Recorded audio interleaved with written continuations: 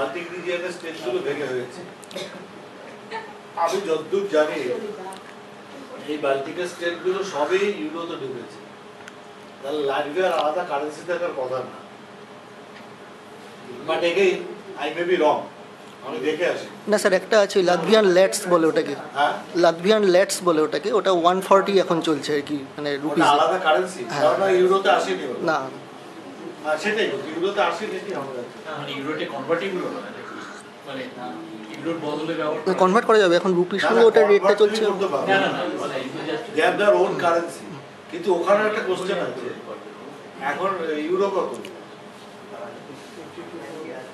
Century চলছে ওরকম। না না না, সেঞ্চুরি পাউন্ড সেঞ্চুরি করেছে, ওটা বলতে ও ইউরো, হ্যাঁ। আমার কোশ্চেনটা এবার করি, ইউরোর সঙ্গে লাটভিয়ার কারেন্সির এক্সচেঞ্জ রেট কত বদলেছে? Has Latvian currency appreciated vis-a-vis euro, vis-a-vis dollar? Maybe ওটা আগেই করেছে, মানে ইন্ডিয়াও যখন ডলারের সঙ্গে ডেপ্রিসিয়েট করেছে তখন এগুলো করেছে, এটাই হতে পারে।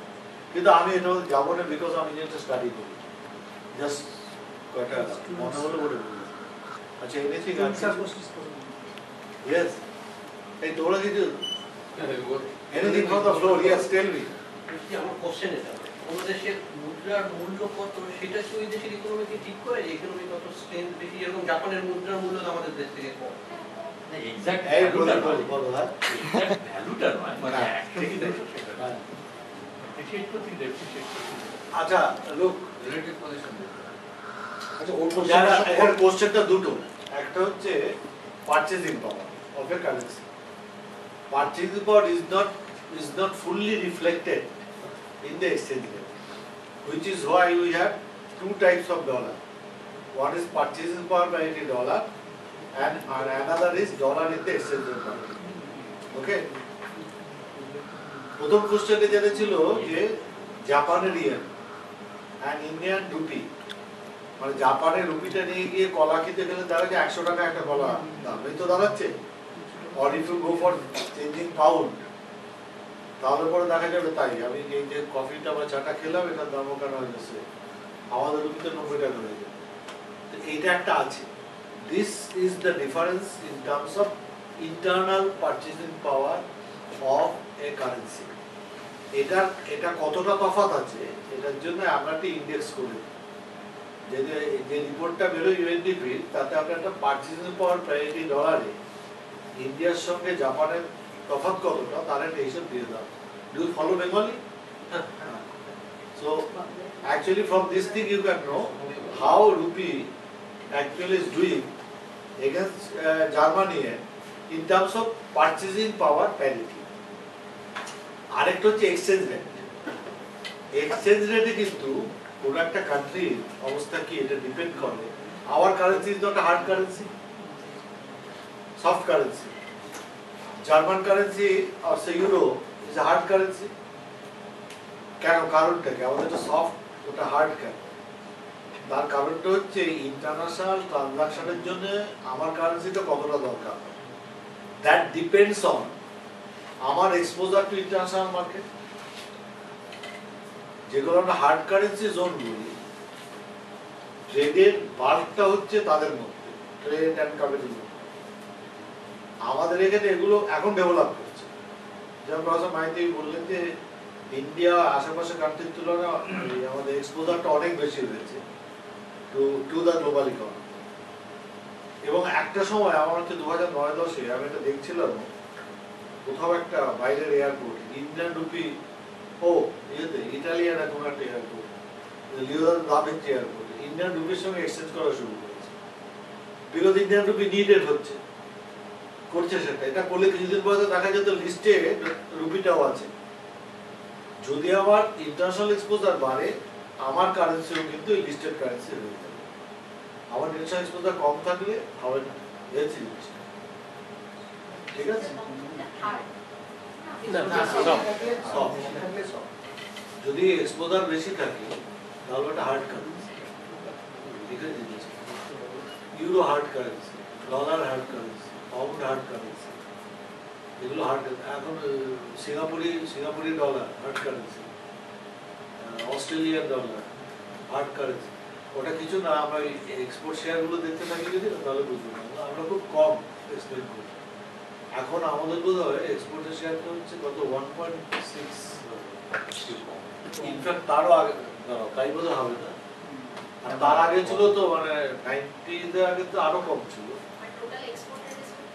মানে ওটা পৃথিবীতে যত এক্সপোর্ট, ওয়ার্ল্ড এক্সপোর্টের পার্সেন্টেজ ইন্ডিয়ান এক্সপোর্ট। আমি 90s এর একটা ফিগার দেখছিলাম 71-72 এরকম ছিল। কালকে অন্য একটা জায়গায় একটা ইকোনমিক্সের সঙ্গে কথা হচ্ছিল, সেখানে কি একজন বললো যে 2003-04 থেকে এটা 1.2 1.3 এরকম জায়গা আছে। তো হাইয়েস্ট ত্রুটিতে নাকি 1.6 হবে হয়তো 3-4। But again 1.6 is nothing compare to what is the world. এটা একটা আছে। আর আমরা হাই ভ্যালু আইটেম তো এক্সপোর্টও তো করি না, ইউএস যেটা করে, যে কারণে মাল কতটা গেছে দেখলে হবে না, how much money it has earned। এখন যে কোনো প্রোডাক্টের লো ভ্যালু প্রোডাক্ট, এটা 100টা পাঠালে আমি যা পাবো, একটা কম্পিউটারের চিপ পাঠালেও তার চেয়ে অনেক বেশি পেয়ে যাবে, তাই তো?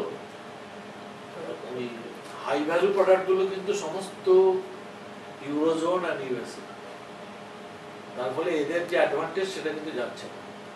আরেকটা গুলো হতে পারতো, যদি এই তেল যারা তৈরি করে, তেলটা হচ্ছে ওয়ার্ল্ডে গ্লোবালি যা এক্সপোর্ট হয়, এক্সপোর্ট ইম্পোর্ট, তাতে সবচেয়ে বেশি কি বলে শেয়ার হচ্ছে fossil fuel, petroleum, crude oil. এই ক্রুডের সমস্ত অ্যাকাউন্ট কিন্তু ডলারে, কিন্তু গ্লোবালি যে ইয়েটা আসে, কি বলে অয়েলটা আসে, সেটা কিন্তু তাতে ইউএস শেয়ারটা, আমি এক্ষুনি বলতে পারছি না, তরুণ জানো কত শেয়ার? হ্যাঁ, আমার ধরো 12-14 এরকম কিছু একটা। বা ইনফ্যাক্ট ভেনেজুয়েলার শেয়ার তার উপরে, এইটুকু আমি জানি। আর মূল তেলের জায়গা হচ্ছে মিডল ইস্ট। তাহলে হওয়া উচিত ছিল এই কারেন্সি গুলো, মানে ওটাই তো লোকের বেশি দরকার হবে, এই কারেন্সি গুলো রুল করার কথা ছিল। কিন্তু এগুলোর সমস্ত অ্যাকাউন্ট আছে ডলার। কি করে সেটা ডলারে হলো তার তো অনেক ইতিহাস। একবার শুধু ওই দ্বিদল চেষ্টা করেছিল ডলারকে সরাবার, এটা পারা গেল না। সেটা বলতে গেলে আবার সেটা একটা ক্লাসের ব্যাপার হলো। মুদ্রা ব্যাপারটা এরকম হয়েছিল যে একসময় ডলারটা গোল্ডের সাথে পেগড ছিল, ডলারের এগেইনস্টে গোল্ড পাউন্ড, যেমন আগে পাউন্ড ছিল।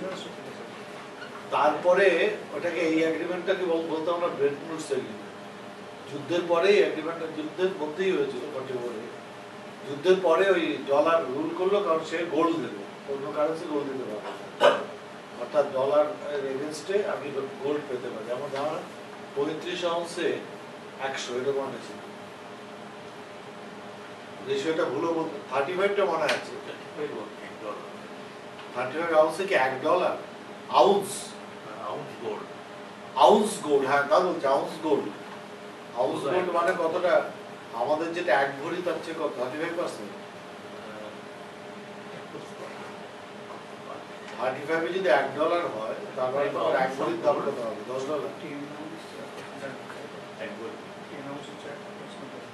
তাই কি বলছে, কি বলছে 10 ounce equal to 1 gold। 10 ounce equal to?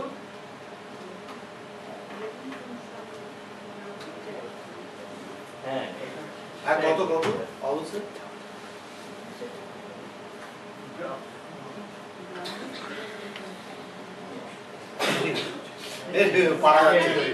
তো যাই, ওইটা চলে গেছে। কিন্তু তারপরে যেটা হলো সেটা পলিটিক্যাল জোর আছে বলে ওরা রাখতে পেরেছে। তো এই দিয়ে তো প্রচুর লেখালেখি আছে এবং বোঝাও যায়। একটা ভালো বই আছে, কিন্ডলবার্জারের একটা বই আছে, এই global trade and global currency মুভমেন্টের 400 বছরের ইতিহাস। সিপি কিন্ডলবার্জার না, ওইটার নাম কি? DLE-BRGR। এই লাইব্রেরিতে আছে। ইনফ্যাক্ট এই লাইব্রেরিতে প্রথম দেখেছিলাম বইটা। কেউ এরা আবার নিয়ে ফিরে রাখেনি তো, না, আমি জানি না।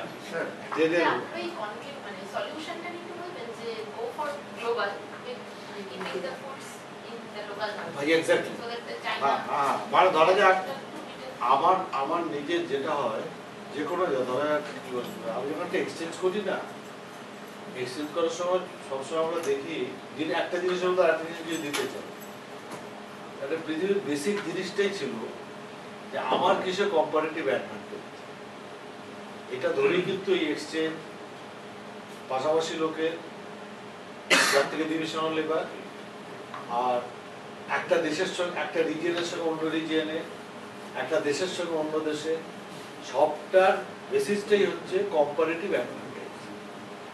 আর ইকোনমিক্সের অনেকগুলোই আমরা বলি যেগুলো খুব কমন সেন্সেই ধরে ফেলা যায়, কিন্তু স্যামুয়েলসন একবার বলেছিলেন যে কোন জিনিসটা হচ্ছে ইকোনমিক্সে যেটা অত কমন সেন্সে ধরা পড়ে না, ওই কম্পারেটিভ অ্যাডভান্টেজের তত্ত্বটা। এটা একটা পিকুলিয়ার, ওটা বাদ দিয়ে কিচ্ছু করা যাবে না এবং ওটার উপরেই কিন্তু ওটা দাঁড়িয়ে থাকে।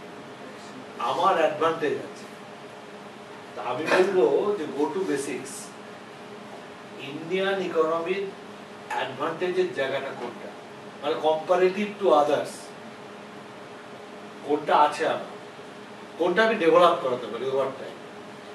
আমি বলবো যে তুমি যদি সাউথ কোরিয়ান ইকোনমির গ্রোথটাকে খেয়াল করো, তুমি অবাক হয়ে যাবে। যে কম্পারেটিভ অ্যাডভান্টেজটা ছিল না সেগুলোকে তৈরি করে নিয়েছিল। ধরা যাক POCSO steel company, south Korea আকরিক লোহা পাওয়া যায় না, আয়রন ওর পাওয়া যায় না, জাপানেও পাওয়া যায় না, ওগুলো বাইরে থেকে এক্সপোর্ট করতে হয়, নিয়ে এসে ওখানে করতে হয়। আমাদের এখানে পাওয়া যায়। আমাদের যে বেটার স্টিল পস্কো করে গ্লোবাল মার্কেটে দাঁড়িয়ে গেল by adopting technology of Japan. আর এটা করলো কি করে, সেকেন্ড ওয়ার্ল্ডের জন্য সে একটা কম্পেনসেশন পেয়েছিল ফ্রম জাপান, সেটা স্টেট সেক্টরকে নিয়ে এসে পস্কোটা তৈরি করে। কারণ তখন ওদের যিনি লিডার ছিলেন পাকচুই মাথায় ঢুকেছিল যে আমার গ্লোবাল ট্রেডে যদি অ্যাডভান্টেজ আনতে হয় তাহলে যে জিনিসগুলো আছে তার উপর থাকলে হবে না, নতুন জায়গা তৈরি করতে হবে। So they went for going this one. Similarly, first of all, India should think where I have comparative advantage. সেই জায়গাগুলোতে তাকে কনসেন্ট্রেট করতে হবে। কিন্তু এটা কি মার্কেট ডিটারমিন করবে না? কিন্তু তার আগে আরেকটা কথা আছে, মানে গ্লোবালি যাওয়ার জন্য। কিন্তু লোকাল ফিটের ব্যাপারটা আমি আরেকটু বলবো। মানে কম্পারেটিভ অ্যাডভান্টেজের বিষয়টা কি এখন এই পরিস্থিতি দাঁড়িয়ে মার্কেট ডিটারমিন করে দেবে না যে ইন্ডিয়া কোনটা এক্সপোর্ট করবে নাকি সেটা সরকারি ডিটারমিন করবে যে আমার কম্পারেটিভ অ্যাডভান্টেজ কি?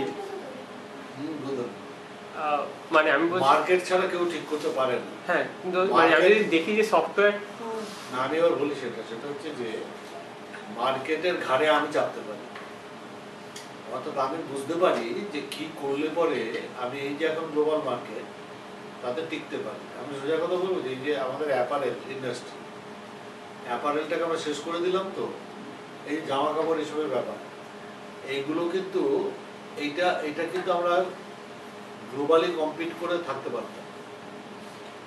বললাম যেটা স্মল সেক্টরের জন্য যে গভর্নমেন্টের স্ট্র্যাটেজিটা ফ্রম mid-90s সেটা একেবারে চলে গেল এইগুলোর এগেনস্টে,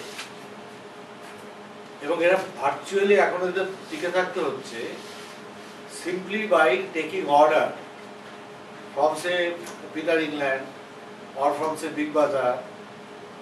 এগুলোকে ডেভেলপ করার জন্য যে স্ট্র্যাটেজিটা mid-90s আমরা নিতে পারতাম, তখন নিলাম উল্টো। এদের নাকি লেভেল প্লেইং ফিল্ডে, মানে বড়দের সঙ্গে সমান করে দিতে হবে, আলাদা অ্যাডভান্টেজ স্মল স্কেল পাবে না। আমরা একটা কমিশন বসালাম, কমিটি বসালাম, আবিধাসন কমিটি, সেটা সব উল্টো কথাগুলো বলে গেল। এরা সস্তায় ঋণ পাবে না, এর মার্কেটে যাওয়ার জন্য গভর্নমেন্টের কাছ থেকে যে সাবসিডিগুলো পেত সেগুলো কোনোটাই পাবে না। ধীরে ধীরে একটা শেষ করা। আচ্ছা, এখন চায়না যে গ্লোবাল ট্রেডে টিকে আছে, বড় জায়গাটা সে করেছে কিন্তু স্মল অ্যান্ড মিডিয়াম এন্টারপ্রাইজগুলোকে নিয়ে টাউন অ্যান্ড মানে শহরে অ্যান্ড কান্ট্রি সাইডে, এগুলো ছোট ইউনিট, কোনোটা কোঅপারেটিভ, কোনোটা প্রাইভেট ওনারশিপে, এরা যেটা এদের স্টেট কি দেয়, স্টেট ওদের কিন্তু ওই যেহেতু স্মলে হলে আমি তো অত নলেজ আমার নেই, ভেনেজুয়েলা দাম কত এটা জানতে হবে তো আমাকে। এই জন্য প্রত্যেকটা কাউন্টিতে একটা করে অফিস আছে যার থেকে ওদের এই অ্যাডভাইসগুলো দেওয়ার ব্যবস্থাটা করেছে। ও নিজে একটা লোককে রাখলে পারতো না, কিন্তু অনেককে দেওয়ার কাজটা স্টেট করে ফিস নিয়ে, তাদের সস্তাতেও দিতে পারে। এটা অত ইকোনমি অফ স্কেল হয়, স্টেট এটা করে দেয়, দিয়ে ওরা কম্পিটিটিভ হয়েছে। তা আমাদের এখানে বেলিলিয়াস রোডে এত ভালো স্কিল ওয়ার্কার, আমরা কত বেশি পার্টস তৈরি করার ব্যবস্থা ডেভেলপ করতে পারতাম এটা গ্লোবাল ইকোনমি, এটা emerging global economy. We did not go for that. আমি এগুলোর কথা বলছি যে এগুলো আমরা করতেই পারতাম, যেটা আছে সেখানে বেস্ট জিনিসটা নেওয়া, আর এমার্জিং ইকোনমিতে যেটা আমরা এখানে ধরতে পারবো বলে মনে করি সেই জায়গাগুলোকে ডেভেলপ করার চেষ্টা করি। মানে সেটা তো সফটওয়্যার কি ছিল না, হ্যাঁ? মানে সেটাই আদৌ সফটওয়্যার না, মানে এটা কি ব্যাপারটাই বুঝলাম না। আমাকে তো আমি অত কিছু কম্পিউটার জানি, কিন্তু এটা জানি বেসিক জিনিসটা হচ্ছে হার্ডওয়্যারটা। সফটওয়্যার হার্ডওয়্যার মধ্যে তো মানে যে বেসিক ডিফারেন্সটা আছে সেইটা তো আমি সফটওয়্যারে যদি আমার কম্পারেটিভ অ্যাডভান্টেজ থাকে আমি কেন সেটা এক্সপোর্ট করবো? হার্ডওয়্যার ছাড়া সফটওয়্যারে যদি comparative হয় আমি জানি না। না, স্যার বলছেন যে এখন কম্পিউটার তো কমে গেছে, উল্টো দিকে যদি আসে- সেটা যদি আমি হ্যাঁ, সেটা যদি আমি যদি বুঝে এটা নেই, আমি একটা শিফট করতে পারি, সেটা তো না, একটা না। আলাদা প্রশ্ন। ও আচ্ছা, আমি কোশ্চেনটা বুঝিনি। There is nothing wrong in taking the advantage of developing the software. এটাই বলছি। Nothing wrong. কিন্তু আমাকে মাথাতে রাখতে হবে একটা প্ল্যান বি লাগবে। আর ওখানে একটা ফাইন্যান্সিয়াল বুম হয়েছে, ফলে সব এক্সোটিক ধরনের ফাইন্যান্সিয়াল ইনস্ট্রুমেন্ট বাজারে আসছে, তার সফটওয়্যার সলিউশন করার জন্য আমাদের সেক্টরের ছেলেরা বসে রয়েছে। প্রচুর ব্যাংকিং অপারেশন বাড়ছে, ফলে বিপিওর কাজ প্রচুর, কাজে এখানে ব্যাক অফিস খোলো, কাজে দেখো ইন্ডিয়া শাইনিং। আমি বলছি এই জিনিসটা আমি ঠিক মনে করি, আমি মনে করি আমি করবো এটা, কিন্তু ধরবো যে ওই ফাইন্যান্সিয়াল বাবলটা ভেঙেও যেতে পারে। তাহলে আমি তখন কি কি করব? বোঝা গেছিল এটা ফাইন্যান্সিয়াল বাবল ছিল যখন মানে আমরা এই সেক্টরের এক্সপোর্টের জন্য বা ওই লেট গেছি, তখন কি বুঝতে পেরেছিলাম যে ওটা বাবল সব ছিল? সেনার লোক জানতো, কারণ যে হাউসিং মার্কেট বুমটা যার উপর দাঁড়িয়েছিল, পরে তো পরিষ্কার বোঝাই গেল জিনিসটা একদম ঠিক না, হ্যাঁ হতেই পারে না। হ্যাঁ, কিন্তু এটা প্রথম সিগন্যালটা না, মার্কেটও সিগন্যাল দিয়েছে। মার্কেট সিগন্যাল দেয়নি তা তো না। যদি আমরা ইউএস ইকোনমিক ক্র্যাশ করলো কবে? 2008-এর সেপ্টেম্বরে। 2007-এ প্রথম যেটা ঘটেছিল সেটা ওগুলো তো ওই ইনস্ট্রুমেন্টগুলো তো ইনশোর করা থাকতো, প্রথম ইন্স্যুরেন্স করে রিফিউজ শুরু হলো। মার্কেট কিন্তু সিগন্যালটা নিয়েছে, ফলে ওগুলো তো সমস্ত ওই সিকিউরিটিগুলো ট্রান্স করে বিক্রি হতো, তো কেটে কেটে বিক্রি হতো।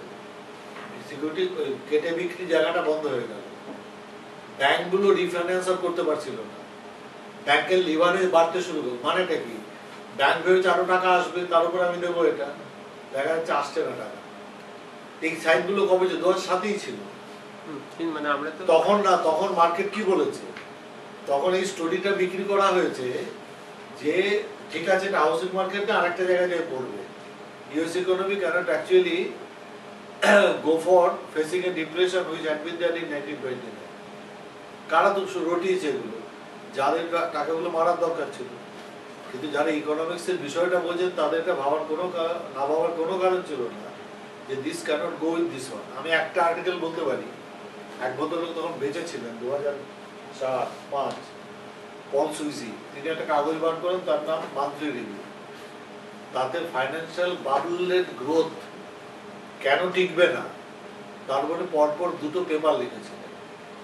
পল সুইজি হচ্ছে সেই ইকোনমিস্ট যিনি হার্ভার্ড শিক্ষিত, পরে আর লেখাপড়া জগতে ছিলেন না, একটা খবরে একটা কাগজ বার করতেন, যার এখনো একটা ডিমান্ড মডেল এখনো ক্লাসে পড়ানো হয়, মানে অলিগোপলির ডিমান্ডটা কেন কি ডিমান্ড হবে, সুইজির মডেল ছিল। উনি দেখিয়েছিলেন যেটা হয়।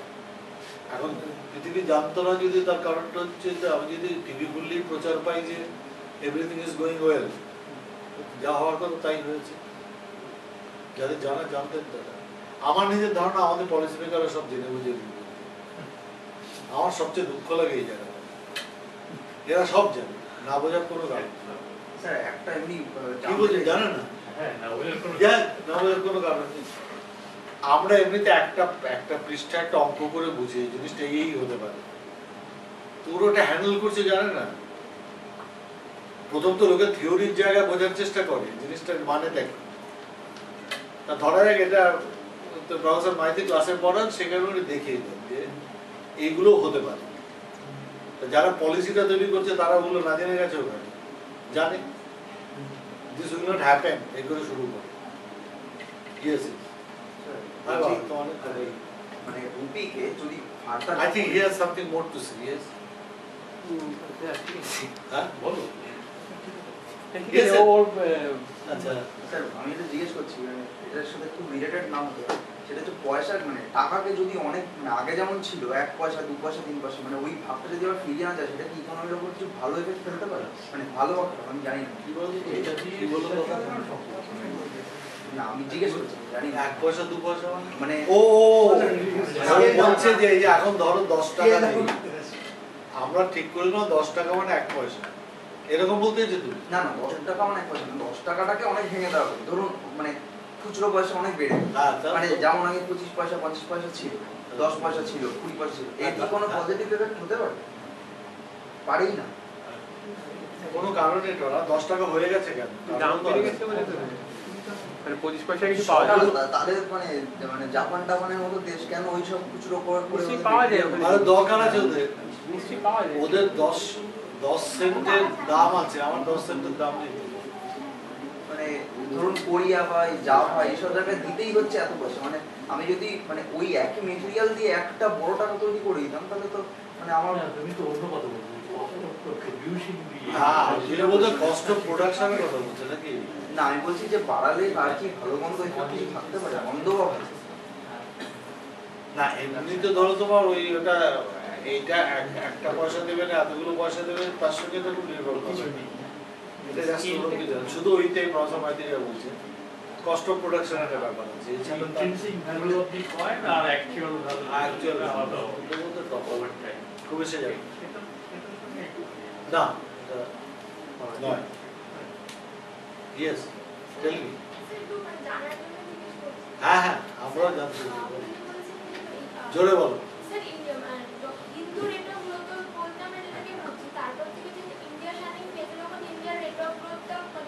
অনেক ওপরে উঠে গেল। তো মানে এমনি ট্র্যাডিশনাল গ্রোথ পাথ বলতে আমরা যেটাকে বুঝি যে মানে ইনিশিয়ালি একটা ডেভেলপমেন্ট কান্ট্রি ডেভেলপ করছে, তো তার এগ্রিকালচার সেটা জিডিপি ফল করতে থাকে এবং ম্যানুফ্যাকচারিং দেখা যাচ্ছে চায়না ম্যানুফ্যাকচারিং সেক্টরের শেয়ারটা বাড়তে থাকে। কিন্তু স্যার রিসেন্টলি একটা আর্টিকেল করেছিলাম আরভিন কানাগারিয়ার, উনি এটা মেনশন করার চেষ্টা করেছেন ইন্ডিয়ার এই গ্রোথ মানে প্যাটার্নটা এই ট্র্যাডিশনাল পাথকে ফলো করেনি। মানে যেখান থেকে মানে এগ্রিকালচার শেয়ার যখন ফল করছে সেখানে ম্যানুফ্যাকচারিং সেক্টরের শেয়ার যতটা বাড়ার কথা সেটাকে স্কিপ করে দিয়ে ইন্ডিয়ার ক্ষেত্রে সার্ভিস সেক্টরের শেয়ারটা অনেক বেশি বেড়ে গেছে। হ্যাঁ তো এইটা সম্পর্কে এইটা কি না পানেগারিয়া তারপর কি বলেছে? এটা খুব ভালো হয়েছে। না উনি এটাকে ক্রিটিক পানেগারিয়া বলতেই পারে কি?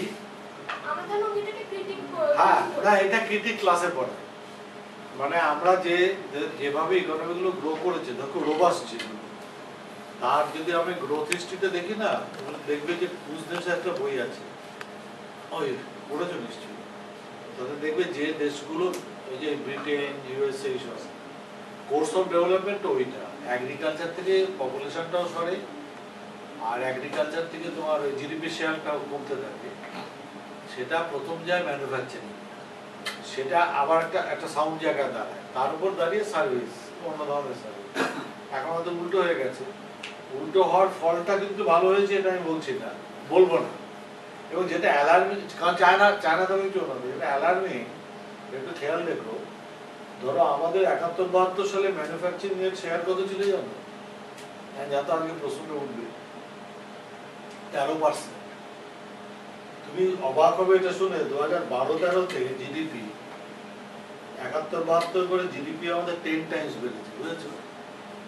ম্যানুফ্যাকচারিং শেয়ারটা 13-তে ছিল, তো it has increased by 2% মানে 15। আমরা কিন্তু ম্যানুফ্যাকচারের উপর দাঁড়িয়ে গ্রোথটা করতে পারি। চায়নাটা পড়ো, চায়নাটা দেখো সাইডে গিয়ে সার্ভিস সেক্টরের এই গ্রোথ মডেলটা উনি এক্সপোর্ট বেসড টাইপের। ইনফ্যাক্ট এটা তা হয়নি, মানে আমাদের প্রথম থেকে যেটা ঘটেছে, ধরো 70s এর পর থেকেই দেখছি আমাদের সার্ভিসের শেয়ারটা বাড়তে শুরু করেছে। ধরা যাক 71-72 এটা সার্ভিসটা ছিল ম্যানুফ্যাকচারিং এর উপরে, আমি বলছি তো কত ছিল 34%। ধরো কম্পোজিশন অফ সার্ভিস বদলে গেছে, কম্পোজিশন অফ সার্ভিসটা বদলেছে। এটা এখন উঠে গেছে 12-13-তে দেখছি 60%, 59.29%। আর এনএসএস তো বলেছে তার চেয়েও বেশি। তো এটা হয়েছে, এটা ভালো মন্দ আমরা প্রফেসর মাইতি ভালো বলবো। না, কি বলতো সার্ভিসটা, না আমি শুধু সার্ভিস লেট গ্রোথটা ভালো না খারাপ শুনি। সেটা আমি বলবো না, কিন্তু একটা আমি অ্যাড করতে চাই যে তুমি আজকে বলছো 5% গ্রোথ রেট, তো এবার এই 5% গ্রোথ রেটটা, হ্যাঁ, কিন্তু ধরো আমি যদি ধরো 80s এর কথা ভাবি বা তার আগে ভাবি, তখনকার 5% থেকে এই 5%টা খারাপ। খারাপ ইন দি সেন্স যে তখন এগ্রিকালচার দিয়ে গ্রোথ হতো বা ম্যানুফ্যাকচারিং দিয়ে হতো, সার্ভিস দিয়ে অতটা হতো। এখন এগুলো এটা দিয়ে হচ্ছে, so we expect that it should be more than 5%। তার থেকেই কম হলে ওটা তো মানে এগ্রিকালচার তো 5% বাড়তে পারে না, 2 বাড়তে পারে, ম্যানুফ্যাকচারিং ও কত বাড়তে পারে, 7-8%। The entire growth is coming from, I mean, large part of this is coming from the service sector. সেটা এখন ভালো হচ্ছে না, সেই জন্য গ্রোথটা ভালো হচ্ছে। কাজে আমরা 6%, 7% গ্রোথ করে চ্যাটাচ্ছি, লাভ হচ্ছে, সেইটাই কিন্তু is compare to say growth rate in the 80s or even 70s, এই 6-8% গ্রোথ রেটে মানে I should say is worse than what we had. বড় বলেছে শিখলাম না না, but because of the fact the share of agriculture was much higher there, সেগুলো একটা খাঁটি জিনিস, সেগুলোর তো অতটা হয়নি এখন। ফলে এটা সমস্যাটা আছে ঠিকই বলেছে। কাজে এখন এটা না হলে হবে না, মানে 6-7% না হলে তো কিছুই হবে না। সার্ভিস যদি এতটা থাকে, হ্যাঁ, এটা দেয়নি। ঠিক আছে, 10% না হলে হবে না। স্যার এই এফডিআই নিয়ে যে আপনি বলছিলেন হ্যাঁ বলুন।